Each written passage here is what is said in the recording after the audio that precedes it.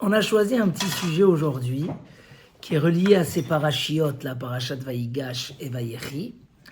C'est un grand sujet dans la vie où, quand un homme rencontre un problème, que ça soit un problème de Shalom Bayit, que ça soit un problème avec la turbulence des enfants ou un mauvais comportement, que ça soit un problème personnel, de mal-être, un homme il se sent pas bien, il n'est pas content, il est triste, il est inquiet, etc. On a toujours tendance à vouloir chercher une solution rapide, sans sortir vite du problème pour l'oublier et passer à autre chose. Ce qui fait que beaucoup de fois, on n'a pas réparé le problème et il se répète et il se répète. Parce qu'on n'a pas résolu le problème profond. Tu vois, aujourd'hui, par exemple, des fois, la voiture, elle te met un voyant, il manque de l'huile dans le moteur. Mais il suffit d'appuyer sur un bouton maintenant dans les voitures électroniques, sur le petit rang là-bas, et hop, le voyant, il n'est plus là. Mais le problème, c'est que tu n'as pas résolu le problème. Et il va revenir, et il va s'aggraver, et il va devenir un plus grand problème. Souvent, dans un couple, par exemple, la femme, elle n'est pas contente, mais pas du standard. Mais on sent qu'elle a des réclamations sur un sujet ou sur beaucoup de sujets. Souvent, ça, c'est un signal comme quoi il y a un problème. Et l'homme, il est occupé, il court dans son travail, donc il va essayer de calmer. Il va essayer de calmer. Peut-être même lui acheter un beau cadeau. Elle va être contente. Elle va se calmer. Mais bon, ça va calmer quelques jours. Mais le problème, c'est un problème de fond. Donc tu dois aller chercher qu'est-ce qui se passe à l'intérieur. Et malheureusement, des fois, le fait de vouloir avancer et continuer, on éteint des problèmes, mais en fait, on n'éteint pas les braises et les braises se rallument. Le Covid, et vous a tué, quoi. Elle a fait toute la journée avec elle. Et c'est pour ça. Tranquille. Et c'est pour ça que il y a vraiment des fois, il faut réfléchir. La vraie solution, c'est pas d'éteindre le feu, c'est d'aller chercher qu'est-ce qui se passe. Et on a du mal avec ça. Qu'est-ce qui se passe? C'est quoi les solutions? Le roi Salomon, il dit « Utshua berov yoetz ». En prenant conseil, ça amène des yeshuot. On trouve des solutions qu'on n'aurait jamais cru. Un homme, il croit qu'il a toutes les bonnes solutions. Il est assez intelligent, dans le travail, c'est le meilleur, il a toujours les bonnes idées. La Gemara a dit « Un prisonnier ne se fait pas sortir tout seul de la prison ». Sur quoi la Gemara a dit ça? Sur pourquoi Rabbi Akiva ne s'est pas fait sortir à lui de la prison. Mais Rabbi Akiva, il pouvait faire des miracles et faire sortir plein de personnes de la prison. Mais quand c'était son décret à lui, il n'a plus de solution. Quand tu vois un tzaddik qui souffre, il peut guérir 1000 personnes de leur maladie. Mais quand lui, il est dans son décret, il a besoin de quelqu'un d'autre. Ou il a besoin de prier, il a besoin de faire des choses. Parce que des fois, on est le plus sage, mais malgré tout, c'est pas pour ça que dans nos problèmes, on a les bonnes solutions. Parce que dans nos problèmes, on est des fois renfermé dans le problème et on n'arrive pas à voir comme quand on conseille à quelqu'un d'autre. Et sur ça, la Mishnah dans Pirkei Avot nous dit Aseh lecha rav ukne lecha chaver. Fais-toi un maître, achète-toi un ami. Pourquoi il dit là-bas le Rabbeinu Yonah? Il dit parce qu'un bon ami, faire attention, qui te donne des bons conseils, qui veut ton bien, peut des fois t'éclairer les yeux sur un truc que tu es aveugle.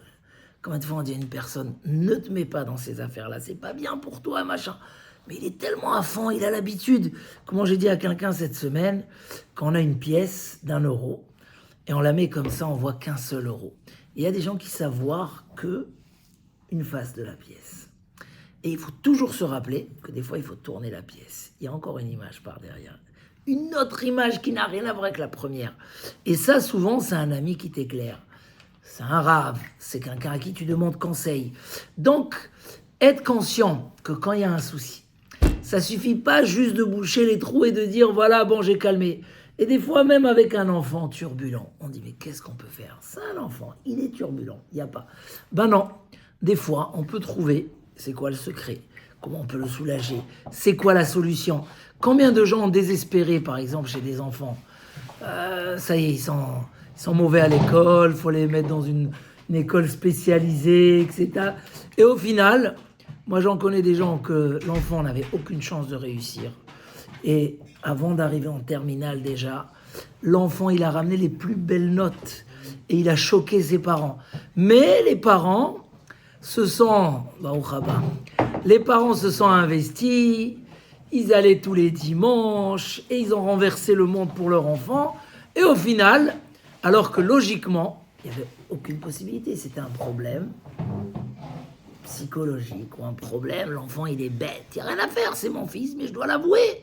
Non, il y a des solutions à tout. Dans ces parachiotes là, et je ne vais pas être trop long, dans ces parachiotes, on voit l'histoire de Yosef et ses frères. Oh là là, quelle histoire! Un film, un scénario inexplicable. Les frères, ils vont de Yosef. Yosef, il arrive en Égypte, il devient le patron, il se fait jeter en prison, et il ressort, et les frères, ils arrivent des dizaines d'années, plus de 10 ans plus tard, et Yosef, il les fait tourner en bourrique. Ah, c'est tout celui qui avait les parachiotes. Il les fait tourner en bourrique, il les fait rentrer dans des galères.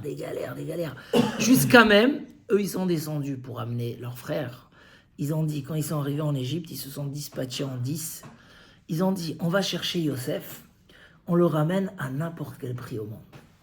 Mais au final, ils l'ont pas trouvé. Et quand ils arrivent chez ce roi qui était Yosef et qui ne reconnaissait pas, il veut leur prendre leur frère Binyamin. Déjà, Yaakov, le père, est devenu presque malade. Pas malade, pendant 22 ans, il a pleuré son fils. Et qu'est-ce qu'il leur fait, Yosef? Vous me ramenez Binyamin ici. Ils finissent par le ramener. Il met le verre, il cache le verre dans le sac de Binyamin. On attrape le voleur. Il dit, le voleur, il reste ici alors qu'il n'avait jamais volé. Et les frères sont devenus fous. Yehuda, qui est le roi, s'est engagé que s'il ne ramène pas son petit frère, il est éliminé du monde futur. Comme ça, il a dit à son père, donne-moi le petit frère, on le ramène chez ce roi-là qui nous laisse tranquille. Et si je ne le ramène pas, je serai fauteur dans les deux mondes. Donc là, il devient fou. On veut lui prendre Binyamin. Yosef les a rendus fous. Et là, il y a quelques questions qui se posent. 1. Pourquoi Yosef a fait tout ça à ses frères? Si c'était par vengeance, c'est totalement faux. Il y a comme ça une idée qui tourne, que Yosef, il voulait venger ses frères, il en voulait son père, etc. C'est faux. Rashi, le Midrash, partout c'est marqué que Yosef, noir sur blanc dans la Torah, il dit à ses frères, je vous en veux pas. C'est pas vous qui m'avez vendu là. Vous avez voulu me faire du mal, mais Dieu, il m'a envoyé pour faire du bien. Donc finalement, grâce à vous, on a sauvé le monde. Il n'y avait pas à manger dans le monde entier. Et Yosef a sauvé le monde. Pourquoi Yosef, qui n'en voulait pas à ses frères, pourquoi il leur a fait tellement de galères et de soucis? Première question. Deuxième question, pourquoi, et ça c'est le Nachmanide qui demande, pourquoi Yosef n'a pas prévenu son père qu'il était en Égypte? Déjà quand il est devenu chef de la maison de Potiphar, déjà il aurait pu envoyer quelqu'un. Il dit le Nachmanide, c'est 6 jours de marche entre l'Égypte et Israël. Il ne peut pas faire savoir à son père qu'il est là-bas. Il devient roi, il ne peut pas faire savoir à son père qu'il est là. C'est une très grande question. Pourquoi Yosef n'a pas prévenu son père alors qu'il savait que son père l'aimait et c'était son fils préféré, c'était son fils préféré. Pourquoi il ne le prévient pas? Et la troisième question, pourquoi il a fait faire la circoncision à tous les gens d'Égypte? En fait, la famine s'est renforcée. Il y avait 7 ans d'abondance. Dans ces 7 ans, Yosef, il a gardé de la récolte et il n'avait pas encore rencontré son père. Pendant 7 ans, il n'a rien dit à son père. Le père était en Israël, lui il était là. Ça a commencé la famine et toute la récolte des gens qui avaient gardé, elle a pourri. Donc ils arrivaient chez Yosef, ils demandaient à manger. Au début, il leur a vendu à manger avec leur argent. Après, il leur a vendu à manger contre leur terre.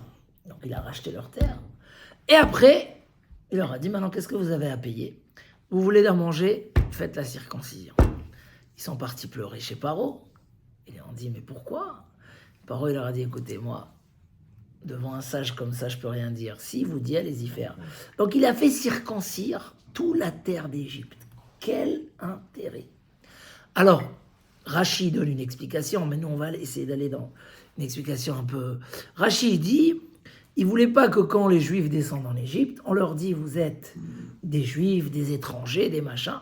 Il a dit, ils vont tous être la même chose, et comme ça, il n'y aura pas de différence. C'est une raison, elle est juste. Mais il y a d'autres raisons, on verra le Maharal tout de suite. Revenons, pourquoi Yosef n'a pas essayé d'arranger les choses plus simplement, plus directement, envoyé à son père. Non, pas rien qu'il n'a pas envoyé à son père, mais même quand il retrouve ses frères, il les fait tourner, ça a duré. D'abord, ils ont dû retourner en Israël et revenir quelques mois après. Pourquoi? Alors j'ai vu Rav Shimshon Raphaël Hirsch qui donne une explication qui m'a beaucoup plu. Il dit en fait, Yosef il a compris que le choix qu'il avait dans les mains, c'est un choix facile. Boucler les affaires, refaire la paix entre les frères et ça s'arrête là. Mais on va retrouver une famille déchirée et divisée. Ses frères ne l'ont pas vendu pour rien. Ils l'ont vendu parce qu'ils n'étaient pas d'accord de sa place. Ils n'étaient pas d'accord des rêves, de la prophétie que Yosef a rêvé, qu'il va être supérieur à ses frères, qu'il aura un petit statut de père vis-à-vis de ses frères. Et c'était au niveau matériel et spirituel. Parce que Yosef avait une transmission à donner à ses frères. Et donc s'il allait faire comme ça, rapidement, leur dire, écoutez, c'est moi Yosef, on fait la paix. Ou s'il avait dit à Yaakov, on aurait eu une famille déchirée. Il a dit, ça vaut pas la peine, je vais attendre. Je vais faire tourner les choses d'une autre façon. Je vais faire en sorte qu'ils acceptent les rêves, qu'ils se prosternent à moi, pas pour l'honneur, parce que c'était la volonté de Dieu. C'était les deux rêves qu'il a rêvés, qui avaient un statut de prophétie, que les frères acceptent. Il y a même un midrash bouleversant qui dit que quand Yosef il s'est dévoilé à ses frères ont voulu le tuer. Comme ça, il dit le midrash. Et il s'est même mis en danger en disant à tout le monde de sortir. Mais il a fait quand même pour pas faire honte à ses frères. Mais en fait, ils ont voulu le tuer. Il y a un ange qui est venu, qui les a dispersés dans la salle. Pourquoi? Parce que le problème de fond était là. Cette haine, cette jalousie, ce désaccord. Difficile à entendre. Il était profond, il était là. C'était Yehuda. Yehuda, c'était le roi. Et les frères, pourquoi ils ont vendu Yosef? Avant qu'il se dévoile, ils ont voulu le tuer. Quand il s'est dévoilé, au moins il s'est dévoilé, ouais, jusqu'à qu'ils se sont calmés. Parce que les frères ont vendu Yosef, parce qu'ils trouvaient qu'ils sont une très bonne famille avec Yehuda qui gère la religion, qui gère tout, et que Yosef, il est en train de les écarter. Donc Yosef, entre guillemets, pour eux, les mettait en danger. Donc il y avait ici un débat de fond, et que ce problème n'a pas été résolu. Et c'est dommage de calmer les choses dans la forme et que finalement ça revient et ça revient. Yosef, il a dit, je me prive, j'attends, je patiente, mais je vais réunir toute la famille. Et il a réussi dans son projet. À tel point que dans la rencontre de Yehuda et Yosef, il y a eu ici quelque chose d'incroyable. Yehuda et Yosef, au début de la paracha de la semaine dernière, ils se sont cognés fort. Il y a eu, la Torah, elle écrit. Et encore, dans la Torah, il n'y a pas tout écrit. Quand tu ouvres sur ça le Midrash, Tanhuma, les discussions qu'il y a eu, ils ont failli rentrer en guerre. Les frères ont voulu déjà détruire l'Égypte. C'était un problème. On est maintenant, par exemple, dans la guerre avec l'histoire de la guerre en Israël avec Gaza. Nous, on s'attendait maximum un mois au fin fond de nous. Et on nous dit, ça va être lent et ça va être lent. Et on est déjà, je crois, 80 jours aujourd'hui à la guerre. Et on dit, mais qu'est-ce qu'ils disent? Là, on ne peut pas faire comme on a fait pendant des années, calmer la situation et demain, encore une fois, on a des roquettes sur la tête. Là, il faut aller jusqu'au fond. Et jusqu'au fond, c'est un grand travail. Et si tu mets l'énergie, parce que tu sais, tu veux pas te contenter, te satisfaire en disant ça y est, j'ai calmé, ça s'est arrangé. Des fois, tu vois des problèmes de shlom bayit dans un couple. Tu leur donnes quelques conseils, ça y est, c'est bon. Tu le revois une semaine après, mais tout est retombé à zéro. Pourquoi? Parce que c'était ça la sagesse de Yosef. Yosef, pendant 7 ans, il a économisé. Aujourd'hui, on parlait dans le bureau avec quelqu'un, à peine ces quelques mois, il gagne de l'argent, il veut tout dépenser, il achète 2 paires de baskets, Dior. Je dis, mais tu es normal. Tu viens de commencer pendant des années, tu es en galère. À peine tu commences à gagner déjà. Attends, construis-toi. La sagesse de Yosef, c'est que pendant 7 ans d'abondance, il a fermé les portes à tous. Il les a rendus fous. Il leur a fait faire des économies. Mais pourquoi ça y est, tu as gardé assez? Yosef, il avait une vision de la vie. Il avait une vision. De même, quand la femme de Potiphar lui a couru après, On sait que Yosef, c'est celui qui a réparé les mœurs. Et il a fait un travail merveilleux pour le peuple d'Israël. Mais il a eu une épreuve terrible. La femme de Potiphar, qui lui court après. Elle attend le jour où il n'y a personne à la maison. Elle fait toutes les démarches pour essayer. Et Yosef n'est pas tombé dans l'épreuve. Elle a dû même le jeter en prison pendant 10 ans. Et il a surmonté les 10 ans. Et le Midrash, il dit que dans la prison, elle continuait à le chercher. Et il a surmonté. Et il a surmonté. Et je leur ai ramené un Midrash extraordinaire qui dit, mais comment Yosef il a surmonté? Comment il a fait? C'est comme tu dis, elle a dépassé les limites. Alors, mon père ramenait dans ses cours ce Midrash extraordinaire de l'ours. Il y avait, à côté du marché, il y avait un cirque. Et un jour, un ours s'est sauvé, il est arrivé au marché. Maintenant, cet ours, il avait sur lui des colliers en diamant. Parce que c'est ce qu'on leur mettait, des trucs, ça a été transmis pendant des longues générations. Et donc, tout de suite, tout le monde s'en allait pour essayer de l'attraper, de tirer un petit bijou, un petit diamant. Et le Chacham, le sage du marché, Alors, Whisky ou pas? le sage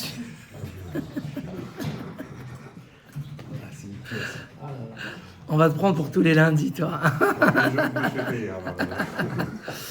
Je sais pas vous, mais moi, j'ai un tarif. Le sage du marché, T'inquiète pas, tu vas voir. il s'est sauvé. Enfin, je paye le gros client. Le sage du marché, il s'est sauvé. Ils lui ont dit, viens, mais c'est là. Il leur a dit, écoutez, moi, je ne vois pas les diamants. Ça continue. Moi, je vois pas les diamants qu'il y a sur l'ours. Je vois la bouche et les dents.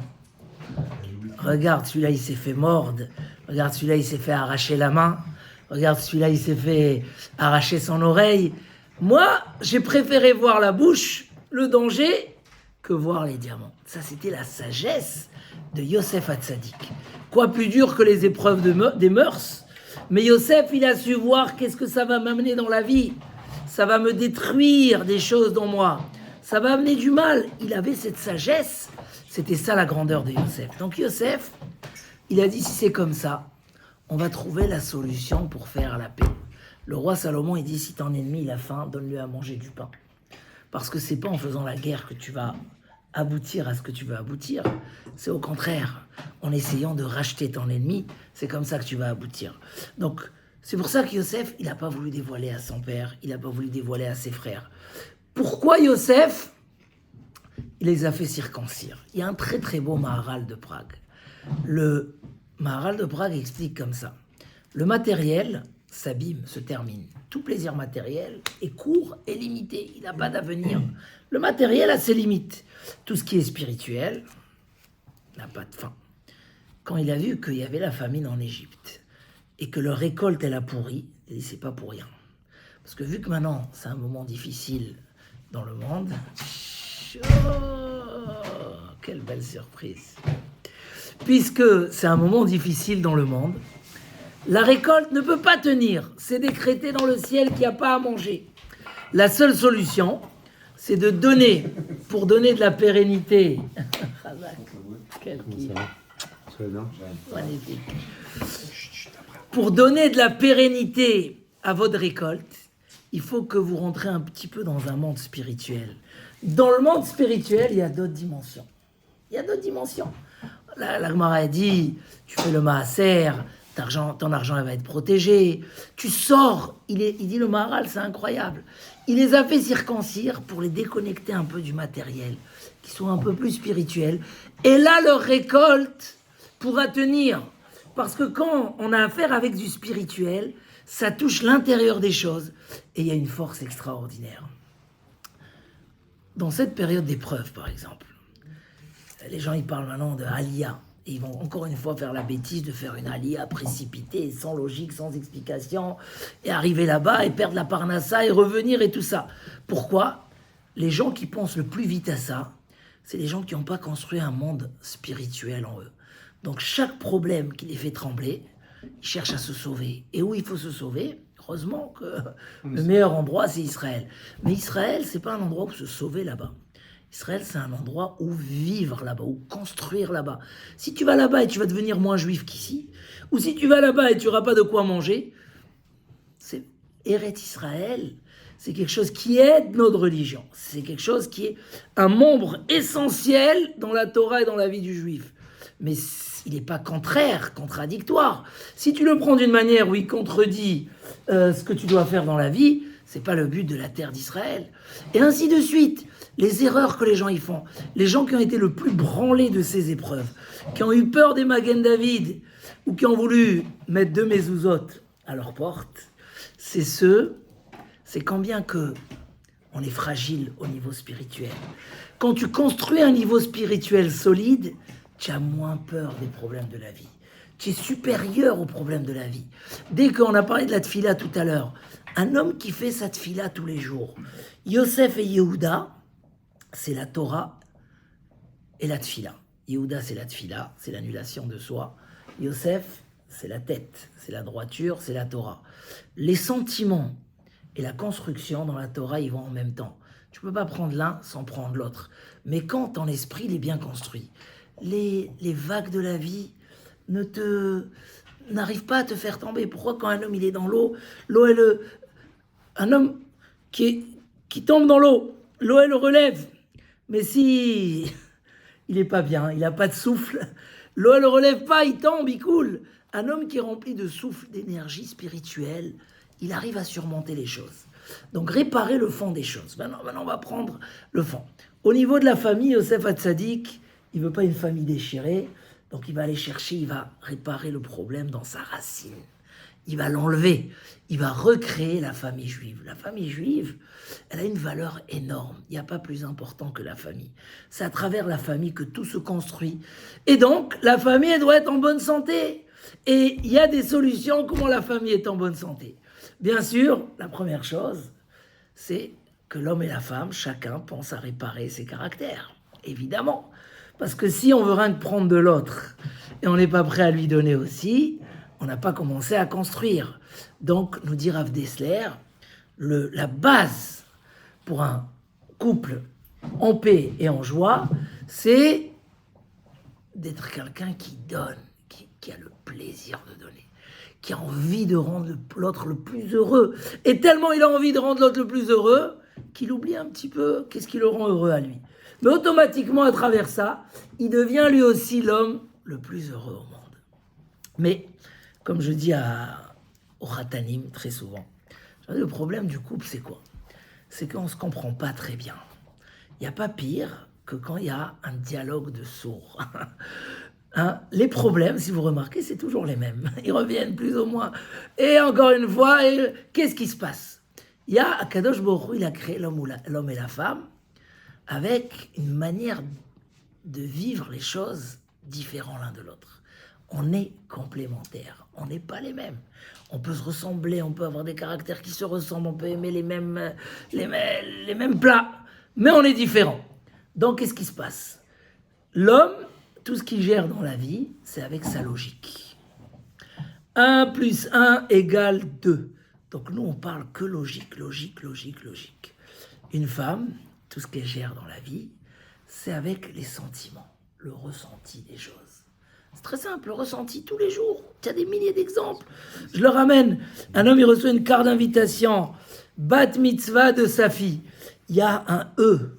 Ils ont oublié un E sur l'invitation. Qu'est-ce qu'il va dire le mari? Qu'est-ce qu'elle va dire la femme? Le mari va dire, c'est pas grave, qui c'est qui lit les cartes? Il peut amener 5-6 arguments, on peut envoyer les cartes comme ça. La femme, hors de question. Tu payes le prix qu'il faut, tu me refais les cartes. C'est fini.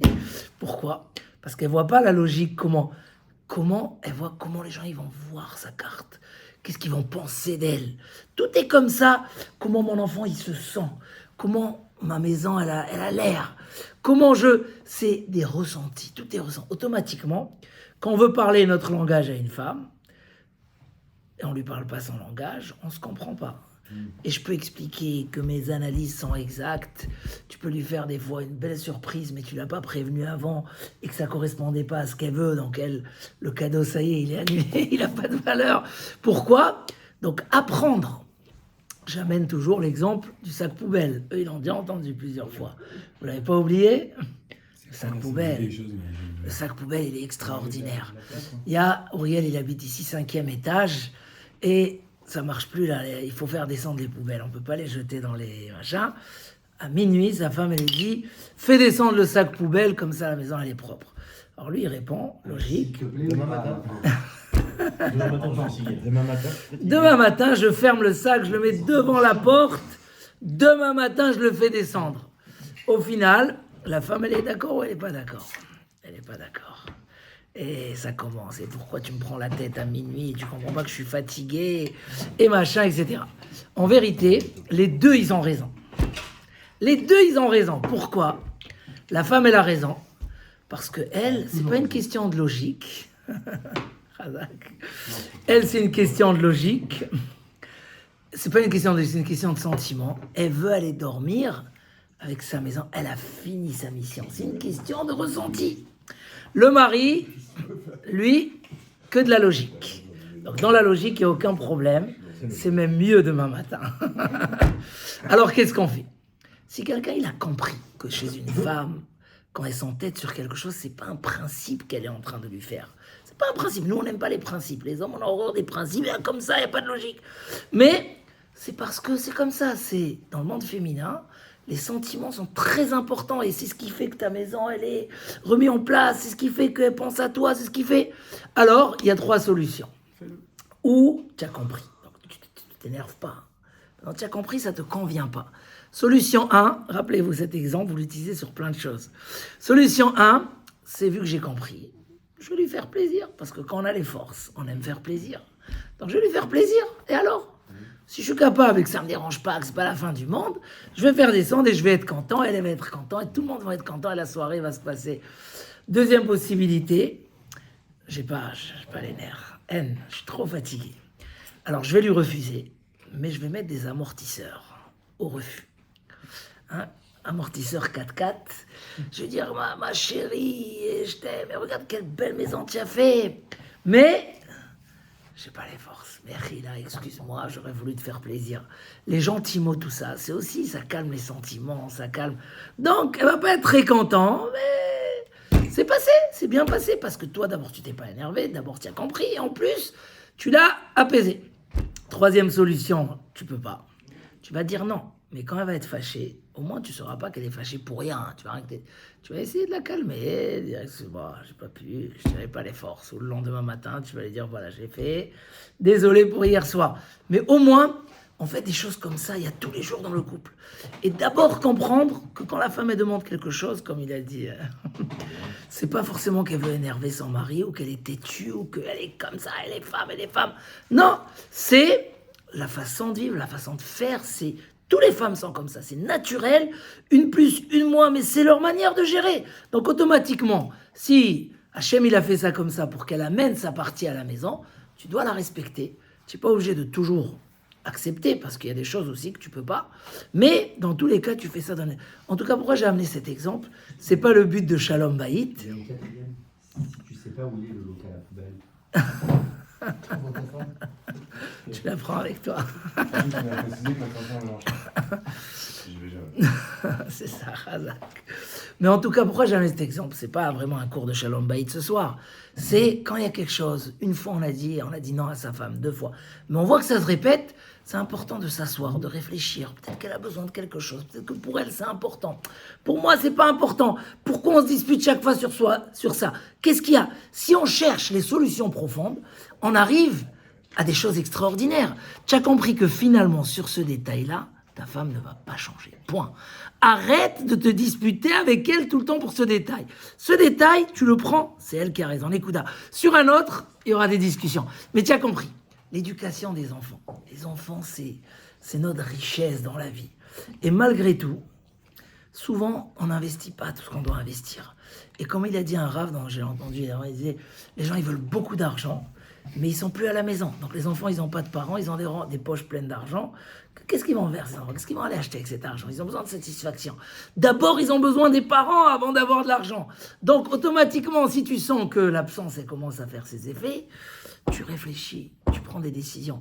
Tu mets les priorités. L'essentiel d'abord, le secondaire après. Mais quand bien de fois on oublie l'essentiel totalement, on s'occupe du secondaire, et le jour où les problèmes ils arrivent, alors on essaye de calmer. C'est pas en lui donnant beaucoup d'argent, c'est pas comme ça que tu vas l'éduquer, pas du tout. Au contraire, tu lui donnes des tentations à aller acheter des choses qu'il ne doit pas acheter. Ah, il a un manque, je suis pas là, il faut que je trouve comment remplir le manque. Il faut que je trouve des solutions. Trouver le Homek Adavar. C'est ce qu'on dit que Yehuda, quand il est venu devant Yosef, ça ressemble à un puits où l'eau elle est très très profonde. Et on n'a pas des cordes suffisantes, assez longues. Qu'est-ce qu'il a fait Yehuda? Il a accroché une corde à une autre, et une corde à une autre, jusqu'à qu'il a réussi à faire descendre le puits tout en bas et récupérer l'eau fraîche. Il a dit, si Yosef il nous a fait tout ça, il faut que je discute avec lui. Il faut que je vienne voir qu'est-ce qu'il y a. Des fois, quelqu'un il te fait la tête, il est fâché, etc. Plutôt qu'attendre que ça éclate, vas-y, prends la ficelle, et tu rentres. Un homme sage, il va puiser, il va trouver qu'est-ce qui se passe. Des fois, on trouve qu'il y a des choses... C'est bloqué, il n'y a pas le choix. Mais au moins, tu sais où est le problème, où c'est bloqué. Tu vas essayer de l'éviter jusqu'au jour où tu vas trouver la solution. Mais tu ne vas pas te confronter tous les jours à nouveau avec la même situation. Tu vas trouver des solutions profondes. Pour terminer, c'est un peu la paracha de cette semaine où Yaakov, il donne... Il n'a pas dit, excusez-moi, pourquoi il n'a pas prévenu à son père? C'est ce qu'il dit, parce que il a dit que s'il va prévenir, ça va être prématuré. Du coup, les frères, ils vont pas l'accepter. Et ça va rester une famille déchirée. Alors que le but, donc il a préféré patienter, attendre les événements, attendre qu'ils arrivent pour être une famille unie pour la vie. Et c'est ce qu'il a fait. Ou à la paracha de cette semaine, Yaakov, il réunit ses enfants autour de son cercueil. Et tout le monde lui en dit, on est tous unis dans la même idée. Et là, il a pu les bénir et leur donner les bénédictions. Ils sont devenus le peuple d'Israël. Et c'est pour ça que dans les bénédictions de Vaïri, cette semaine, on va lire Ben Porat Yosef, Ben Porat Aleaïn, tous les brachot. C'est bizarre. Il donne des bénédictions aux enfants qu'on ne comprend pas très bien. D'abord, Réhouven, il le déchire. Comment on dit? Tu quoi? Tu aurais dû être Cohen. C'est pas lui qui l'a jeté dans le... Non. Il dit, Yaakov, il dit à son fils Réhouven, tu es le premier-né, tu aurais dû être Cohen, tu aurais dû être roi, tu as perdu tout ça. Pourquoi? Parce que quand il y a eu l'histoire avec ta mère, tu es venu, tu m'as changé mon lit, tu as changé les tentes, etc. Vous connaissez l'histoire? L'histoire était très simple. Quand Rachel était toujours dans la tente de Yaakov, et Léa était dans une autre tente. Quand Rachel est décédée, Yaakov, qui faisait tout par la prophétie, il a fait rentrer le bras droit de Rachel, parce qu'il avait 4 femmes, il a fait rentrer, et Réhouven, ça l'a mis dans tous ses états. Tous ces états. Comment ma mère, elle a souffert. Léa, c'était la patronne. Elle a souffert de sa sœur. Elle n'était pas la principale. Et maintenant, on met sa servante à sa place. Il est venu, il a changé les lits.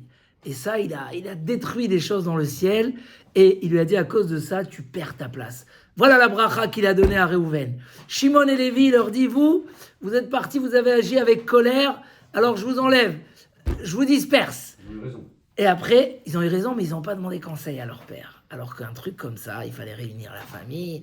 C'est comme si demain, ils vont et ils éclatent en Iran sans faire le conseil du cabinet. Et je pensais que tout à l'heure, quand vous avez parlé de réparation par rapport à Joseph, je pensais que vous alliez faire un lien avec ça, parce que Dina, qui a été violée, elle a eu une fille. Une fille qui va se marier avec Yosef. C'est vrai, c'est aussi une réparation. Mais en tout cas, bref, il donne les brachot à chacun, mais certains, et à la fin on dit, il les a tous bénis. Il y a un, il lui a juste dit, Naphtali, tu es comme une gazelle, où sont les bénédictions? Ils disent les Sfarim, il n'y a pas une plus belle bénédiction qu'on peut donner à un homme, de savoir réussir dans ce qu'il est. Parce que aussi là, les gens veulent réussir dans ce qu'ils ne sont pas. Et donc toute leur vie, ils sont en train de courir après des réussites. Mais ils ne sont pas faits pour ça. La réussite d'une personne, c'est de connaître qui il est. Quand il dit à Réhouven, en fait, si je te laisse Cohen, ça va mal terminer. Je te mets roi, ça va... Parce que tu es un homme nerveux. Bon, bien sûr, on est à leur niveau, c'est pas à notre niveau. Tu es un homme qui agit dans la... C'est pas pour toi. je les prends, je les donne à tes frères. Toi, tu es la gazelle, rappelle-toi toujours, ta réussite, c'est dans la rapidité. Voilà, c'est pas dans les trucs où il faut réfléchir beaucoup. C'est dans les trucs où il faut agir. Et comme ça, il a Zevulun et Issachar. Qui est né en premier? Issachar. Zevulun est né après. Il les inverse. Pourquoi? Parce que Zevulun, c'est celui qui allait travailler pour amener les finances. Et grâce à lui, Issachar étudiait la Torah. Il les a inversés. Il a mis Zevulun avant. Pourtant, celui qui étudie la Torah, il est le plus important. Non, mais c'est grâce à toi, grâce à lui qui est le donateur, c'est grâce à lui que tu étudies la Torah. On va le mettre avant. C'est ça les brachot. Les brachot, c'est justement ne pas chercher à faire des choses qu'on n'est pas, qui ne nous correspondent pas. C'est trouver son élément, trouver sa place, trouver les vraies solutions. Et là, on peut voir des merveilles dans la vie. Des fois, comme ça, il faut un peu se remettre en question et se dire, est-ce que je ne suis pas en train de chercher, je termine et après on fait question-réponse, est-ce que je ne suis pas en train de chercher des choses qui ne sont pas pour moi? Est-ce que je ne suis pas en train de recopier quelqu'un alors que ça ne me correspond pas? Est-ce que je ne suis pas en train de comparer mon couple à un autre couple alors qu'on n'a rien à voir? Est-ce que mes enfants, j'attends pas d'eux des choses qu'ils sont pas capables de faire? Vous savez combien de gens ne réussissent pas avec leurs enfants parce qu'ils les veulent à leur image, avec les notes et les félicitations, alors que l'enfant il n'est pas fait pour ça. Et que peut-être justement si tu lui donnais son juste milieu et sa bonne place, disant voilà, moi tu m'amènes 12, ouah, je suis le plus heureux au monde. Parce qu'il ne peut pas. Déjà 12, c'est très dur pour lui. Savoir, justement, descendre de ses rêves, aller dans le fond, voir les solutions. Et ça, c'est la force de la Torah. Quand un homme, il est attaché à la Torah, quand un homme, il pratique, pour ça, je vous ai parlé de la tfila. Les deux piliers d'un juif, c'est la Torah et la tfila. La Torah, c'est au niveau de la tête, des décisions. Et la tfila, c'est au niveau du cœur, d'être tout le temps proche d'Akadosh Baruch Hu. Voilà, si dans cette période on se renforce dans ces deux choses-là, et en même temps on essaie d'avoir une vision juste des choses, alors Bezrat Hashem, on sera toujours content, et on verra, vous verrez des fois des merveilles, que des sujets où vous bloquez là-dessus pendant très longtemps. Un jour vous avez compris que ça, c'est plus la peine de se casser la tête, c'est pas pour toi, et ça au contraire, tu as la solution, et là il faut forcer un peu et se donner les solutions. Regardez, moi j'ai à la yeshiva, quand je vois un jeune qui se lève pas à la tfila, c'est un problème à la yeshiva, tiens, à la yeshiva. Et souvent, le problème, c'est qu'il dort tard le soir. Donc, tu as beau faire la guerre avec lui qui se lève le matin. En fait, c'est pas le matin. C'est aller trouver, voilà, le sens des choses. Et Bezrat Hashem, comme ça, on n'aura toujours que des bonnes solutions et une bonne réussite.